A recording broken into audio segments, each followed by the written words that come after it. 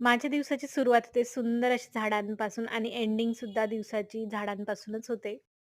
तर आज मस्त स्वयंपाकामध्ये कारल्याची भाजी, पोळी, वरण-भात असा स्वयंपाक होता. तर वरण-भात माझ्याकडे दररोजच असतो. मला इथे एक तुम्हाला प्रश्न विचारायचा होता, की जे अर्पण केलेले फुलं असतात तुम्ही त्याचं काय करता?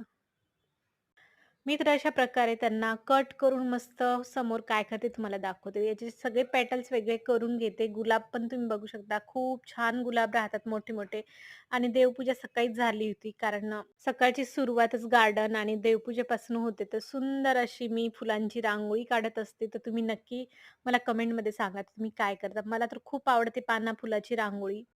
ते झाल्यानंतर किचनने लगेच मला आवाज दिला, तर मला सुद्धा स्वच्छ कर. मग ते स्वच्छ करून घेतलं आणि हे किचन जर असंच ठेवून दिलं ना आपण, तर दिवसभर आपल्याला चिडचिड होते.